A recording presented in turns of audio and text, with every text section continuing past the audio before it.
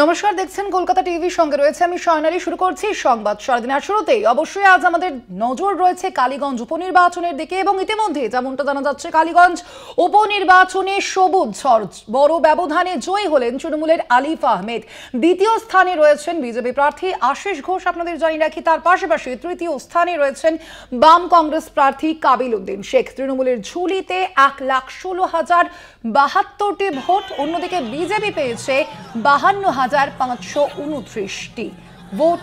তার পাশাপাশি জয়ের যে মার্জিন আমরা দেখতে পাচ্ছি 49,143, এবং যেভাবে আমরা দেখেছিলাম একেবারে 2021-এর যে বিধানসভা নির্বাচনকে আমরা যদি এর সামনে রেখে যদি সেই তুলনামূলক আলোচনাও আনি, তাহলেও সেখানে কিন্তু আমরা দেখেছিলাম তৃণমূল কংগ্রেস প্রার্থী নাসিরউদ্দিন আহমেদ, তিনি কিন্তু যেখানে জয়ী হয়েছিলেন প্রায় 47,000 ভোটে, এবং সেই মার্জিন কিন্তু রীতিমতো বেরিয়ে গেলেন নাসিরউদ্দিন আহমেদের কন্যা অর্থাৎ আলিফ আহমেদ। কালীগঞ্জ উপনির্বাচনে সবুজ ঝড়, বড় ব্যবধানে জয়ী হলেন তৃণমূল কংগ্রেসের আলিফ আহমেদ। অন্যদিকে দ্বিতীয় স্থানে থাকলেন বিজেপি প্রার্থী আশিস ঘোষ। আপনাদের জানিয়ে রাখি, যেমন দেখা যাচ্ছে যে টিএমসি প্রার্থী আলিফ আহমেদ, তিনি কিন্তু 1 লাখেরও বেশি ভোটে জয়ী হয়েছেন। দ্বিতীয় স্থানে বিজেপি প্রার্থী রয়েছেন আশিস ঘোষ, অন্যদিকে তৃতীয় স্থানে রয়েছেন বাম কংগ্রেস প্রার্থী কাবিল উদ্দিন শেখ। অবশ্যই 2026-এর যে বিধানসভা নির্বাচন পশ্চিমবঙ্গে, তার আগে উপনির্বাচনগুলিতে যেভাবে আমরা দেখছি একেবারে তৃণমূল একেবারে সবুজ ঝড়, সেখানে কিন্তু অবশ্যই বেশ কিছু ইঙ্গিতপূর্ণ এই যে বিভিন্ন উপনির্বাচনগুলি, এবং তার মাঝে যেমনটা আমরা দেখতে পেলাম আজকেও যে উপনির্বাচনের যে ফলাফল বেরোলো, এবং সেখানেই কিন্তু বোঝাই যাচ্ছে তৃণমূল কংগ্রেস তারা কিন্তু 1 লক্ষেরও বেশি ভোটে জয়ী হয়েছেন। আর ঠিক এই বিষয়ে আমরা কথা বলবো। এই মুহূর্তে আমাদের সঙ্গে সরাসরি নিউজরুম থেকে রয়েছেন প্রতিনিধি দুর্গা দাস বন্দ্যোপাধ্যায়। দুর্গা, যে বিষয়টি জানতে চাইবো তোমার কাছে, একেবারে আমরা যেমনটা দেখতে পাচ্ছি গতবার 2021-এর যে নাসিরউদ্দিন আহমেদের থেকেও তার মেয়ে আলিফা আহমেদ, তিনি কিন্তু সেই মার্জিন, জয়ের সেই মার্জিন অনেকটাই তার থেকে অনেকটাই উপরে উঠেছে। সেক্ষেত্রে ঠিক কি কারণে এই জয়, কি মনে করছো তুমি? দেখো, প্রথম কথা বলে রাখি যে এই জয়টা যেটা হয়েছে, তৃণমূল কংগ্রেস যে জয়লাভ করেছে, এটা কিন্তু প্রত্যাশিত ছিল। তার কারণ কালীগঞ্জ বিধানসভা কেন্দ্রের বিগত দিনের যে ভোট পার্সেন্টেজ বলো বা শাসক দলের যে কাজকর্ম বলো, সেগুলোর যে একটা গুড এফেক্ট পড়েছে, এবং তার রেসটা যে চলছে এখনও, সেটা কিন্তু প্রমাণিত। নাসিরউদ্দিন আহমেদ 2021-এ তৃণমূল কংগ্রেসের হয়ে পেয়েছিলেন 1,11,696 ভোট, এবং অভিজিৎ ঘোষ বিজেপির তিনি পেয়েছিলেন 64,709 ভোট। অতএব বিগত 2021-এ 46,986 ভোটে কালীগঞ্জ বিধানসভায় নাসিরউদ্দিন আহমেদ তৃণমূল কংগ্রেসের প্রার্থী জয়লাভ করেছিলেন। সেইটা যদি আমরা এবার দেখি, উপনির্বাচন, ওটা ছিল নির্বাচন, এটা ছিল হচ্ছে উপনির্বাচন। এবারে 2025 উপনির্বাচনে আলিফা আহমেদ তৃণমূল কংগ্রেসে তিনি পেয়েছেন 1,16,172 ভোট, এবং আশিস ঘোষ বিজেপির তিনি পেয়েছেন 52,529 ভোট, এবং এই আলিফা আহমেদ এবারে 49,143 ভোটে জয়লাভ করলেন। বিষয়টা যদি দেখা যায় যে বিগত 2021-এ যে ভোট, সেই ভোট পার্সেন্টেজে দেখা গেছে যে এবারের যে ভোটে 1,24,000 ভোট কম পেয়েছে তৃণমূল কংগ্রেস। কিন্তু মনে রাখতে হবে এবারে কিন্তু পোলিং কম হয়েছে, এবং উপনির্বাচনে দেখা যায় যে পোলিং মার্জিন কিন্তু অনেক কম হয়। তার পাশাপাশি যদি বিজেপিকে দেখা যায়, তাহলে দেখা যাবে 64,709 বিজেপি পেয়েছিল 2021-এ, কিন্তু 2025-এর এই উপনির্বাচনে 52,529 ভোট বিজেপি পেয়েছে, এবং যেটা হলো 12,180 ভোট তারা কিন্তু কম পেয়েছে। এই ট্রেন্ডটা কিন্তু নিম্নমুখী। আর এই বিষয়টা নিয়ে আমি চলে যাব আমাদের প্রতিনিধি অঞ্জনদার কাছে। অঞ্জনদা, এই ট্রেন্ডটা, এই যে বিজেপি যত দিন যাচ্ছে কমছে, কি বলবে এই জায়গাটা কেন? দেখো, প্রথমেই বলি যে এবারের উপনির্বাচন বিজেপির কাছে ঠিক অন্য রকম ছিল। তার কারণ হচ্ছে যে গত 1 বছর ধরে একটা স্লোগান দিচ্ছে বিজেপি যে হিন্দু হিন্দু ভাই ভাই, হিন্দু ভোটকে একত্রিত করো। হিন্দু ভোটকে যদি একত্রিত করা যায় সেক্ষেত্রে শাসক দলকে পরাজিত করতে হবে, এবং হিন্দু ভোটের যে পায় শাসক দল সেইখান থেকে বিজেপির টার্গেট 5 থেকে 10%, মানে 5 থেকে 10% ভোট বিজেপির দিকে নিয়ে আসলেই বিজেপি মনে করছে যে বিজেপি 2026-এ শাসন ক্ষমতায় চলে আসবে। ফলে এই স্লোগানটা কিন্তু মারাত্মক। বিজেপি কিন্তু এর আগে এই রকম স্লোগান দেয়নি যে হিন্দু হিন্দু ভাই ভাই, এবং বিজেপি যেটা সিদ্ধান্ত নিয়েছে যে এই রাজ্যের 294টা আসনের মধ্যে সংখ্যালঘু এলাকা যেটা প্রায় যদি 30% ধরি, তাহলে সেই 30%-এ তারা কোনো বুথ কমিটি করবে না। এটা পরিষ্কার কেন্দ্রীয় নেতৃত্বের নির্দেশ। ফলে বিজেপি এগোচ্ছে এইভাবে দেখে যে শুধু হিন্দু ভোটটা জোগাড় করতে হবে, সংখ্যালঘু ভোট আমরা পাবো না, ফলে ওখানে পরিশ্রম করে আমাদের লাভ নেই, হিন্দু ভোট জোগাড় করো। এই জোগাড়ের তাগিদে গত কয়েক মাস ধরে বিজেপি কিন্তু রাস্তায় নেমেছে, স্লোগান দিয়েছে। এবারের এই উপনির্বাচনেও কিন্তু বিজেপি সেই একই স্লোগান দিয়েছে। তুমি জানো যে শেষ দিনে সুকান্ত মজুমদার এবং শুভেন্দু একসঙ্গে প্রার্থীকে নিয়ে মিছিল করেছে, যে মিছিলে বারবার এই স্লোগান উঠেছে হিন্দু হিন্দু ভাই ভাই। অর্থাৎ বিজেপির এই স্লোগান কতটা কার্যকর হলো এই ভোটে সেটা কিন্তু এই রেজাল্ট বোঝা যাচ্ছে যে বাংলার মানুষ হিন্দুত্বের নাম করে যে ভোট বিজেপি চাইছে, যেভাবে শাসক দলের হিন্দুত্বের ভোটে ভাগ বসাতে চাইছে, বিজেপি কিন্তু সফল হলো না। এই ভোটের কিন্তু এটাই সবচেয়ে বড় দিক, এবং বিজেপি এরপরে তাদের স্লোগান পরিবর্তন করবে কিনা সেটা পরের ব্যাপার, কিন্তু শাসক দলের হিন্দু ভোটে হানা দাও এবং বিজেপির ভোটটাকে বাড়াও, অর্থাৎ হিন্দু ভোট বিজেপির দিকে নিয়ে এসো। হিন্দুত্বের একমাত্র প্রতিনিধি বিজেপি, যে কথাটা বিজেপি এখন বারবার বলছে, সেই যে প্রচার, এই প্রচারে কিন্তু মানুষ মন গলাতে পারেনি। হিন্দুত্বের ভোট তারা কম পেয়েছে, শুধু নয় শাসক দলের শিবিরেও তারা হিন্দুত্বের ভোটে কাটতে পারেনি। ফলে তাদের রেজাল্ট খারাপ হয়েছে এবং তারা অনেকটা কম ভোট পেয়েছে, বোঝাই যাচ্ছে। তাহলে কি অঞ্জনদা একটা বিষয় খুব পরিষ্কার হয়ে যাচ্ছে, ওই কালীগঞ্জ বিধানসভার যে উপনির্বাচন, আগামী 2026-এর যে উপনির্বাচন আসছে আমাদের সামনে, সেখানে বিজেপি যে পথ অনুসরণ করছে, যে হিন্দুত্ববাদ, হিন্দু হিন্দু ভাই ভাই, এই বিষয়টা কি কোনোভাবে বাংলার মানুষ প্রত্যাখ্যান করছে?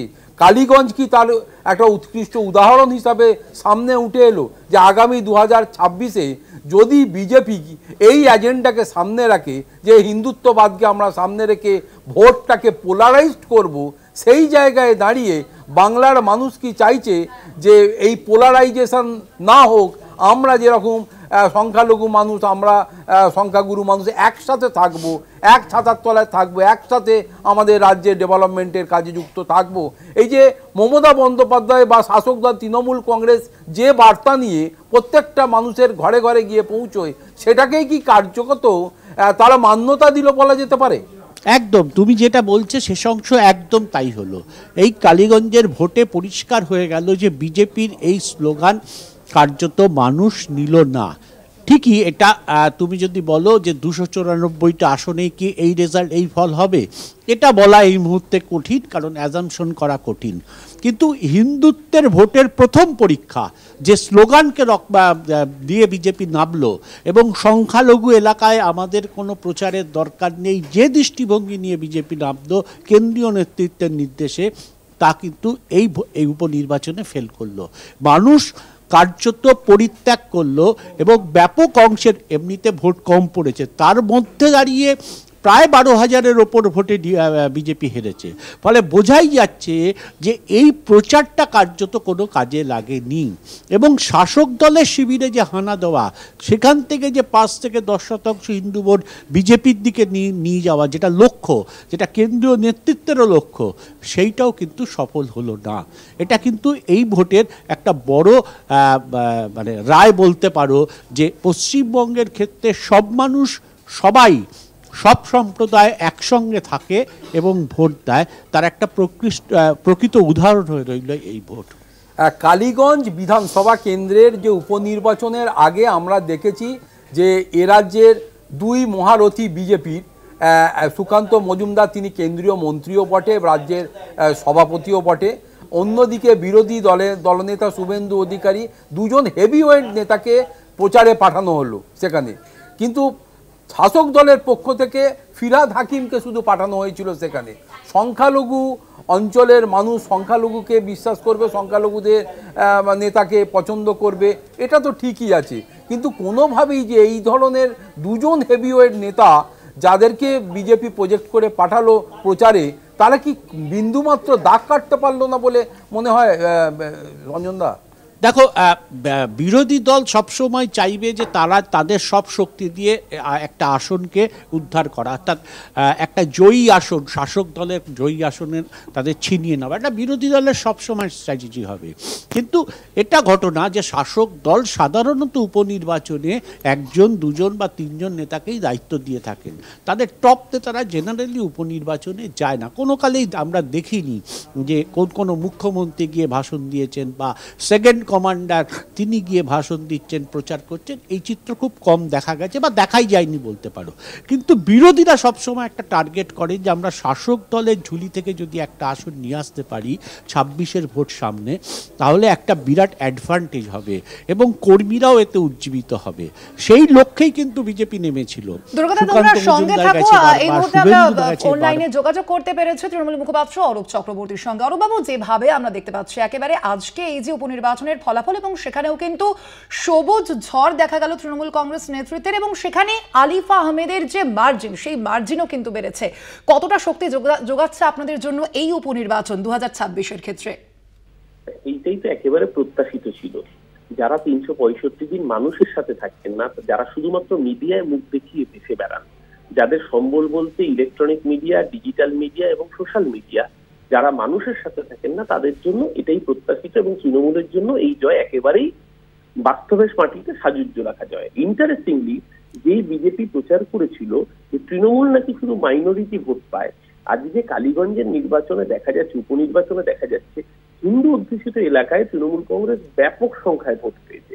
অর্থাৎ তৃণমূল কংগ্রেস যে বাংলার সমস্ত জাত, ধর্ম, বর্ণ নির্বিশেষে সকলের ভোট পাচ্ছে এবং সকলের ভোটেই মানুষের আশীর্বাদ মমতা বন্দ্যোপাধ্যায়ের উপর থাকছে, এটা আবার প্রমাণিত হলো। ইন্টারেস্টিংলি এখানে লড়াই ছিল দ্বিতীয় এবং তৃতীয় স্থানের জন্য, কংগ্রেসের সাথে বিজেপির লড়াই ছিল, এবং দেখা যাচ্ছে কংগ্রেস, বাম সমর্থিত কংগ্রেস প্রার্থী প্রায় 30,000-এর কাছাকাছি ভোট পেয়েছেন। অর্থাৎ বাম সমর্থিত কংগ্রেস প্রার্থী যদি সংখ্যালঘু ভোট পেয়ে থাকেন, তাহলে বলতে হবে যে তৃণমূল কংগ্রেস শুধুমাত্র সংখ্যালঘু ভোট পাচ্ছে, বিজেপি যে কথাগুলো বলে সেই কথাটা সত্যি নয়, কারণ বাম কংগ্রেস প্রার্থী ভোটটা পেল কোত্থেকে। আর উল্টো দিকে যদি বাম কংগ্রেস প্রার্থী হিন্দু ভোট পেয়ে থাকেন, তার মানে বিজেপির আজকে এই অবস্থা যে বিজেপির উপর হিন্দুরাও বিশ্বাস রাখছেন না।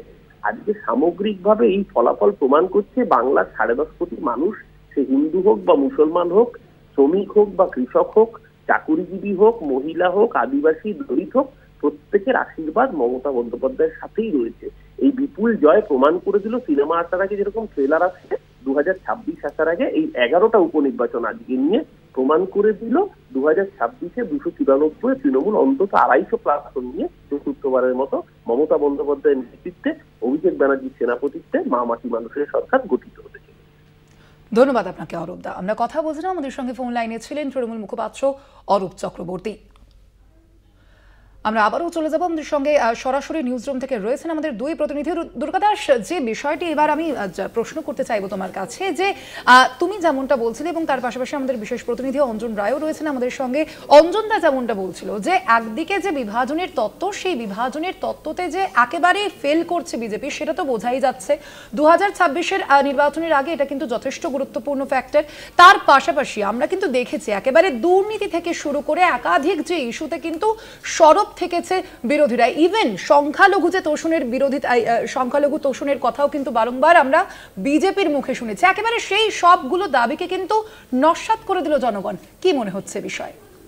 দেখো, একদমই তুমি যে কথাটা বললে যে সংখ্যালঘু তোষণের বিষয়টাকে বিজেপি সামনে যত আনতে চেয়েছে, তত কিন্তু বাংলার মানুষ, তোমাকে বুঝতে হবে যে রাজ্যের নাম ওয়েস্ট বেঙ্গল, পশ্চিমবঙ্গ, পশ্চিমবঙ্গের মানুষের সহনশীলতা, পশ্চিমবঙ্গের মানুষের চিন্তা ভাবনা, তাদের কৃষ্টি সংস্কৃতি, এই সমস্ত কিছু ভারতবর্ষের আদার যে স্টেটগুলো রয়েছে তার সঙ্গে রিলেট করে না। বা পশ্চিমবঙ্গের মানুষ স্বভাবতই শান্তিপূর্ণভাবে থাকতে চায়, সহাবস্থানের মধ্যে থাকতে চায়, একসাথে থেকে তারা একটা রাজ্যে কাজকর্ম করা থেকে প্রগতিকে এগিয়ে নিয়ে যাওয়া থেকে শুরু করে রাজনীতির মঞ্চে বিভাজন, মতাদর্শগত বিভাজন থাকতে পারে, কিন্তু মানুষে মানুষে বিভাজন এটা পশ্চিমবঙ্গের কালচারের মধ্যে পড়ে না, মানুষের এই থিঙ্কিংয়ের মধ্যে পড়ে না। আর এই জায়গাটাতে যদি আমি গুজরাট, উত্তরপ্রদেশ, বিহার বা অন্য আদার স্টেটের যে ভাবনা চিন্তা সেগুলোকে যদি এখানে ইমপ্লিমেন্ট করতে যাই বা প্ল্যান্টেশন করতে যাই, সেটা যে হবে না। কারণ সব মাটিতে সব চাষ যেমন হয় না, সমস্ত রাজনৈতিক ক্ষেত্রে সমস্ত রাজনৈতিক মতাদর্শ ইমপ্লিমেন্ট করা সম্ভব হয় না। ফলে মাটির ক্যারেক্টার বুঝতে হবে, মানুষের ভাবনা চিন্তা বুঝতে হবে, সেইভাবেই চলতে হবে। এবং আরও তোমাদেরকে একটা বলে রাখি, এই ভোটে আরও একটা উল্লেখযোগ্য ঘটনা হয়েছে, সেটা হচ্ছে যে কংগ্রেস এবং এই যে বামপন্থীদের যে জোট, সেই জোটের ভোট পার্সেন্টেজ বেড়েছে। আবার অন্য দিক থেকে বিজেপি যে কিনা সেকেন্ড পজিশনে ছিল তার ভোট পার্সেন্টেজ কমছে। তার মানে কোথাও গিয়ে দেখা যাচ্ছে যে কংগ্রেস এবং সিপিএমের অ্যালায়েন্সকেও মানুষ সমর্থন দিচ্ছে, তাদেরকেও এগিয়ে রাখবার জন্যে মানুষ সমর্থন করছে, তাদের ভোট পার্সেন্টেজ বাড়ছে, অন্যদিকে ভোট পার্সেন্টেজ কমছে বিজেপির।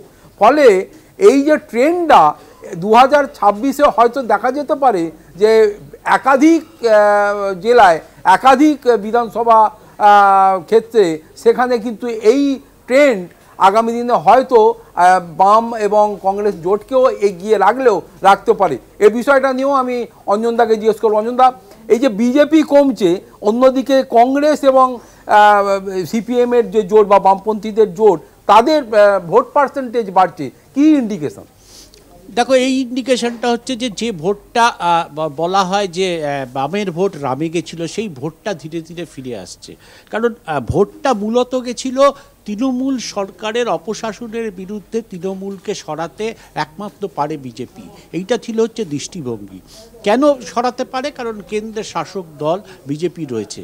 ফলে মানুষের একটা প্রত্যাশা ছিল, যারা তৃণমূলকে চায় না তারা ভেবেছিল বোধহয় বিজেপি সেই কাজটা করবে। কিন্তু 2014 সালের পর থেকে তারা দেখছে যে ক্রমাগত একটার পর একটা ঘটনাকে কেন্দ্র করে বিজেপির তৃণমূলকে সরানোর যে প্রচেষ্টা হওয়া উচিত ছিল সেটা হচ্ছে না, বরঞ্চ কোর্টের রায় তৃণমূলের বিরুদ্ধে যাচ্ছে এবং সেক্ষেত্রে দেখা যাচ্ছে তদন্তকারী সংস্থাকে বাধা দিচ্ছে কেন্দ্রীয় সরকার শেষ জায়গায় অবধি পৌঁছতে।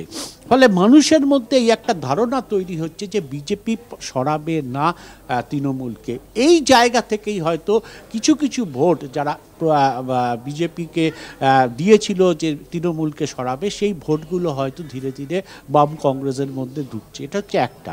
দ্বিতীয় হচ্ছে সাংগঠনিকভাবে যদি বলো যে বিজেপির সেই সাংগঠনিক যে জোটটা ছিল 2019 এবং 2021 লোকসভা এবং বিধানসভা ভোটে, সেই জোটটা কিন্তু এই মুহূর্তে নেই। 2024-এ আমরা সেই জায়গাটা দেখেছি। অর্থাৎ সাংগঠনিক যে লড়াইয়ের একটা বিষয় ছিল সেইটা নেই, অজস্র গোষ্ঠীদ্বন্দ্বে তারা বিভক্ত হয়ে গেছে। এইটা একটা বিজেপির মাইনাস পয়েন্ট বলতে পারো। ভোট কমার ক্ষেত্রে এইটা বড় কাজ করছে, কারণ এক গোষ্ঠী বসে থাকছে, আরেক গোষ্ঠী লড়াই করছে। এইটা বিজেপির ক্ষেত্রে একটা ব্যাকফায়ার হচ্ছে বলতে পারো। এই দুটো কারণের জন্যই কিন্তু এবারের এই নির্বাচনে একটা বড় আপসেট বলতে পারো বিজেপির পক্ষে। আমরা অঞ্জনদা দেখেছি যে 2021-এর নির্বাচনেও দিলীপ ঘোষ একটা উল্লেখযোগ্য ভূমিকা তার একটা ছিল, বিজেপিকে এগিয়ে নিয়ে যাওয়ার ক্ষেত্রে।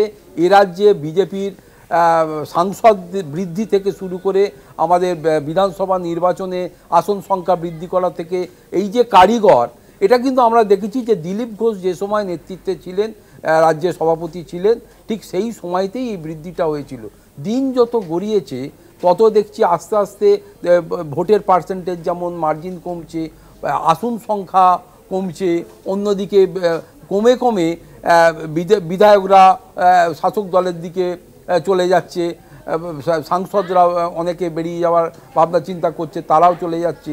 ফলে কোথাও গিয়ে কি সাংগঠনিক দুর্বলতাটা যে জায়গায় গিয়ে দাঁড়াচ্ছে, সেখানে বর্তমানে যারা রয়েছেন ধরা যাক এই সুকান্ত মজুমদার এবং বিরোধী দলনেতা শুভেন্দু অধিকারী, এদের কি সাংগঠনিক দুর্বলতা ক্রমশ প্রকাশ্যে চলে আসছে, তার কারণেই বিজেপি সময় যত গড়াচ্ছে তত কমতে থাকছে?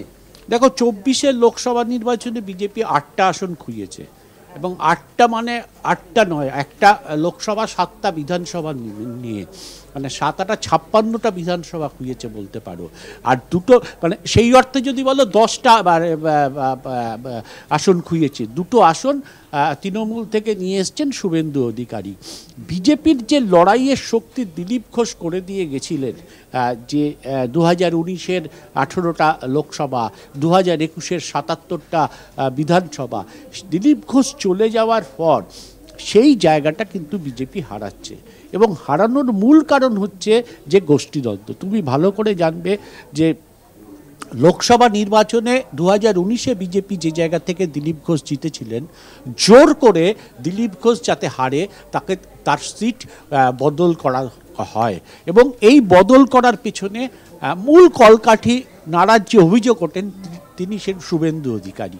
ফলে বুঝতে পারছো যে দল যে সিটে জিতবে, জেতা সম্ভব, সেই সিটটা শুধু একজন ব্যক্তিকে শিফট করিয়ে দিয়ে সেই সিটটাও হারাচ্ছে, সঙ্গে সঙ্গে তাকেও যে অন্য জায়গায় দাঁড়াচ্ছে তাকেও হারিয়ে দিচ্ছে। কারণ শুভেন্দু বুঝেছেন যে দিলীপ ঘোষ থাকলে তার হয়তো কিছু সমস্যা হতে পারে, সাংগঠনিকভাবে সমস্যা হতে পারে। তিনি যেভাবে বিধানসভায় একা চালাচ্ছেন দলের নির্দেশকে উপেক্ষা করে, সেই কাজে দিলীপ ঘোষ বাধা হতে পারে, হয়েছেও। দিলীপ ঘোষ যখন ছিলেন সেক্ষেত্রে বাধা হয়েছে। ফলে এই জায়গাটা, বিজেপির এই জায়গাটা কিন্তু এই যে গোষ্ঠীদ্বন্দ্বের রাজনীতি, নিজেদের মধ্যে দরকার হলে হারিয়ে দেবো, এই জায়গাটা বিজেপির মারাত্মক আকার নিচ্ছে, এবং এটা যদি চেক করতে না পারেন তাহলে 26-এ বিজেপির ভরাডুবি হবে, এ বিষয়ে কোনো সন্দেহ নেই। একেবারে, অর্থাৎ বোঝাই যাচ্ছে যে এবারের আজকের যে উপনির্বাচনের যে ফলাফল, সেই ফলাফলকে বিশ্লেষণ করে কিন্তু একাধিক জায়গা উঠে আসছে। অবশ্যই ধন্যবাদ আপাতত তোমাদের দুজনকে। আমাদের সঙ্গে সরাসরি নিউজ রুম থেকে ছিলেন প্রতিনিধি দুর্গাদাস বন্দ্যোপাধ্যায় এবং বিশেষ